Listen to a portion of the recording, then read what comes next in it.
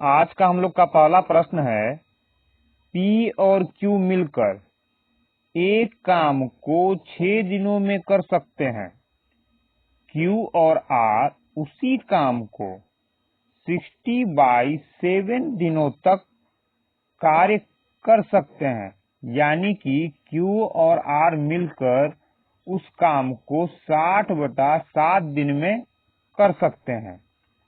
P ने शुरू में 3 दिनों तक काम किया, फिर Q और R काम को समाप्त करने के लिए 6 दिनों तक काम करते रहे। यानी शुरू में कौन काम किया? P 3 दिन के बाद काम छोड़ देता है और जो बचा हुआ काम है उसको Q और R करता है कितना दिन में? 6 दिन में। तो R और P द्वारा उस काम को पूरा करने में कितने दिन का अंतर होगा? यानी R अकेले उस काम को करेगा और P यदि उस काम को अकेले करे तो दोनों के समय में अंतर कितना होगा, यही ज्ञात करना है हम लोग को। तो क्या बोला यहाँ? P और Q कितना दिन में? 6 दिन में। तो P प्लस Q मिलकर काम को 6 दिन में कर ले रहा है। Q और R मिलकर उसी काम को Q और R मिलकर 60/7 डेज में कर लेगा। अब ये बोल रहा है कि P ने 3 दिन तक काम किया और QR ने 6 दिन तक काम किया, यानी कि सबसे पहले टोटल काम हम लोग को ज्ञात करना होगा। काम था कितना? तो टोटल वर्क कहाँ से आएगा? 6 और 60/7 का एलसीएम। अब जब इसका हम लोग एलसीएम ज्ञात करेंगे 6 और 60/7 का, तो ऊपर वाले का क्या होगा? जब भी बटा में होता है, यानी इसको हम लोग लिख सकते हैं 6/1 और 60/7।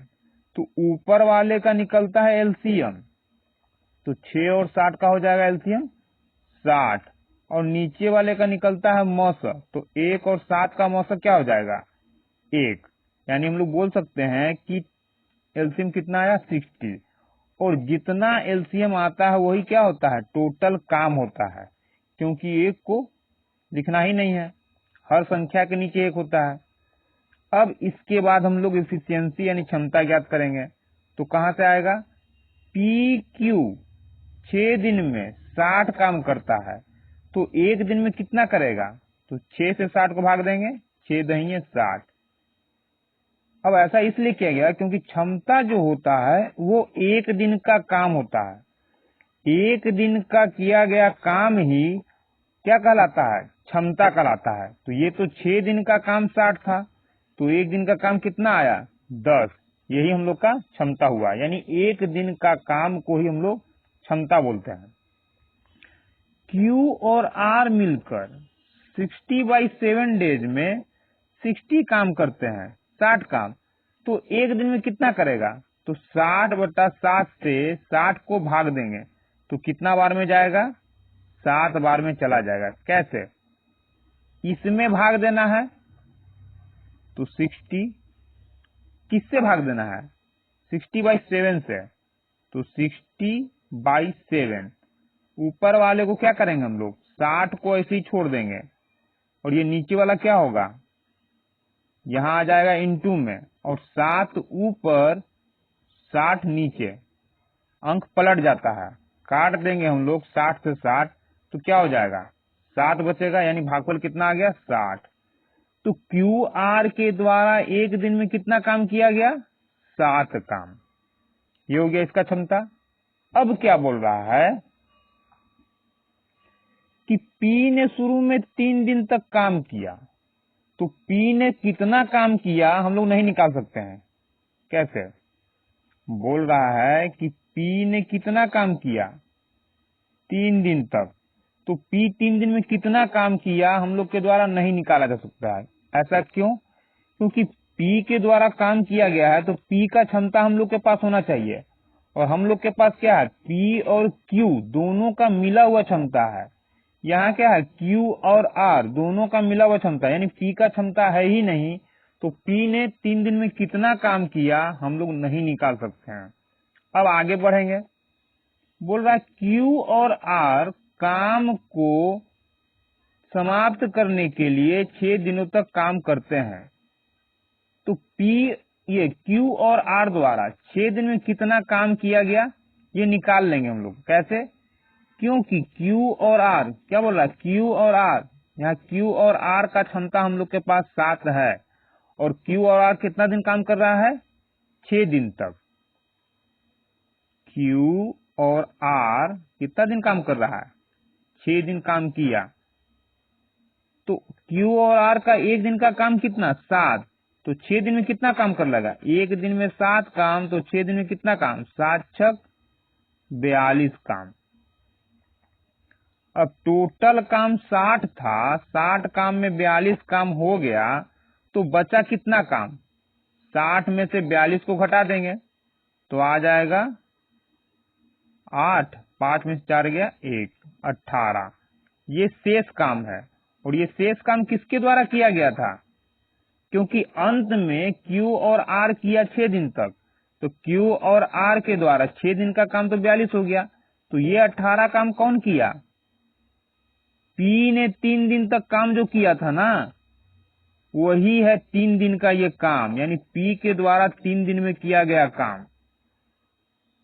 क्योंकि 2 ही स्टेप में काम हुआ है, पहला स्टेप में पी काम किया 3 दिन तक और दूसरा बार में क्यू और काम किया 6 दिन तक, तो क्यू और आर का 6 दिन का काम तो 42 आया, तो बाकी जो 18 ये आया है वो किसका काम आया, पी का 3 दिन का काम, यानी पी ने 3 दिन में कितना काम किया, 18 काम।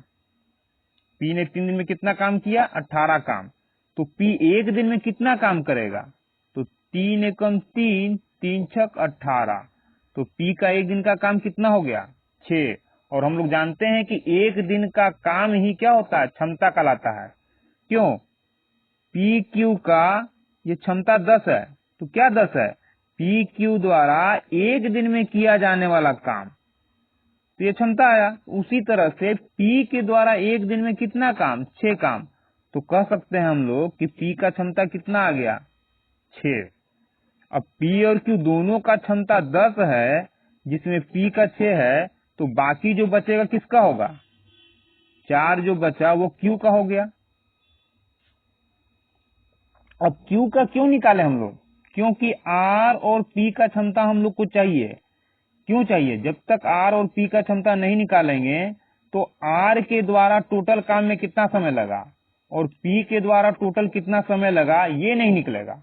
और जब तक ये नहीं निकलेगा कि आर कितना समय लेता है, पी कितना लेता है, तो दोनों के समय का अंतर कैसे निकालेंगे हम लोग, क्योंकि यहाँ अंतर का बात कर रहा था।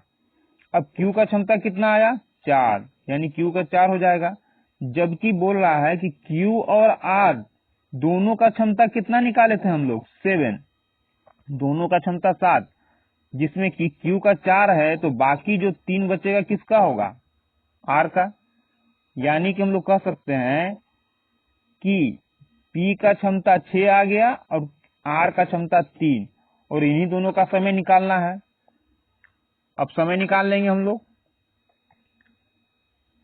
क्या बोल रहा है, आर, तो आर का समय कितना हो जाएगा, आर द्वारा लिया गया समय, तो समय बराबर क्या होता है, काम, तो टोटल काम कितना, 60 बटा क्षमता किसका, जिसका निकाल रहे हैं, किसका निकाल रहे हैं हम लोग, आर का समय निकाल रहे हैं, तो आर का कितना क्षमता है, 3, 3 से भाग देंगे आ जाएगा 20 तिहाई 60, 20 आ जाएगा।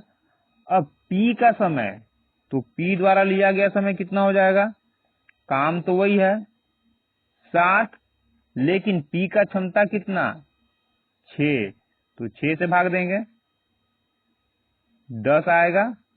अब ये आर द्वारा टोटल काम में लिया गया समय और ये पी द्वारा लिया गया समय, दोनों के क्या बोल रहा है, समय का अंतर, तो दोनों के समय का अंतर यानी 20 में से 10 घटा देंगे तो कितना आ जाएगा समय का अंतर, समय का अंतर हो जाएगा 10।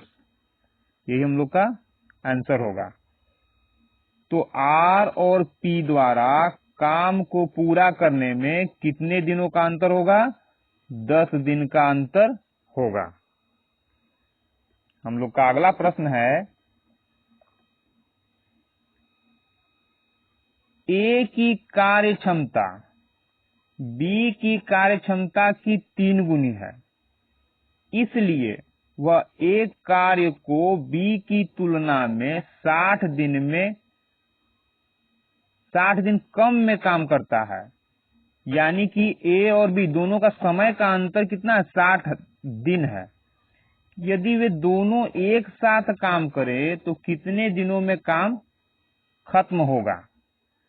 सबसे पहले हम लोग अपना ऑप्शन पूरा कर लेते हैं। पहला ऑप्शन तो 22 है, दूसरे ऑप्शन को हम लोग कर लेते हैं 22.1/2 और इसको लिख लेते हैं 23.1/2। हम लोग का पूरा ऑप्शन कंप्लीट हो गया।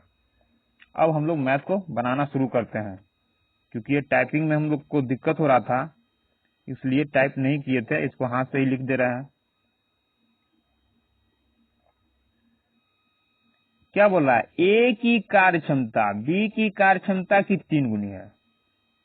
ए बी क्षमता का बात हो रहा है, एफिशिएंसी, तो ई हो गया। ए की क्षमता बी की 3 गुनी, यानी बी का क्षमता जितना होगा उसका 3 गुना ए होगा। मान लेते हैं बी का क्षमता 1, तो इसका 3 गुना हो जाएगा ए। अनुपात में मान है बी की तुलना में, इसलिए वह एक कार्य, वह मतलब ए, वह एक कार्य बी की तुलना में 60 दिन कम में काम करता है। यानी कि टाइमिंग का अंतर दे रहा है। हम लोग के पास क्या है? क्षमता का अनुपात। तो टाइमिंग कहां से आएगा? ये 1 यहां चला आएगा और ये 3 यहां आ जाएगा। तो क्या आ जाएगा हम लोग का? ये हो जाएगा 1 और ये 3 दोनों का समय, यानी कि ए के द्वारा लिया गया समय और बी के द्वारा लिए गए समय का अनुपात है ये। अब अनुपात में अंतर निकालेंगे हम लोग, तो आ रहा है 2, लेकिन दे रहा है कितना अंतर? बोला दोनों के बीच का अंतर 60 है, यानी 2 का मान 60, तो 1 का मान कितना? 2 एकम 2, 30 दूना 60। अब 1 का मान 30, तो 3 का मान कितना हो जाएगा? 90। और यहाँ 1 का मान कितना? 1 का मान तो 30 है ही। ये एक्यूरेट समय आ गया। यानी हम लोग कह सकते हैं अब कि ए पूरे काम को 30 दिन में खत्म कर सकता है और बी पूरे काम को 90 दिन में खत्म कर सकता है। लेकिन हम लोग से पूछ क्या रहा है कि यदि वे एक साथ मिलकर काम करें तो काम को कितने दिन में खत्म कर लेंगे? तो काम है कितना? तो काम के लिए क्या करेंगे हम लोग? टोटल काम निकालेंगे पहले। तो काम कहां से आएगा? दिन का एलसीएम। तो 30 दिन और 90 दिन का एलसीएम कितना हो जाएगा? एलसीएम हो जाएगा हम लोग का 90, यानी टोटल काम कितना हो गया? 90। अब टोटल काम 90, अब करना किसको है? दोनों को मिलकर।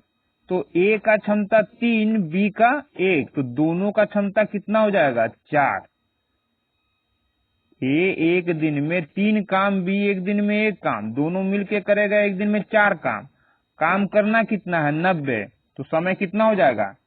यानी कि ए और बी के द्वारा पूरे काम यानी 90 काम में कितना समय लगेगा? तो ए और बी के द्वारा किया जा रहा है, इसलिए ए और बी के क्षमता से भाग देंगे।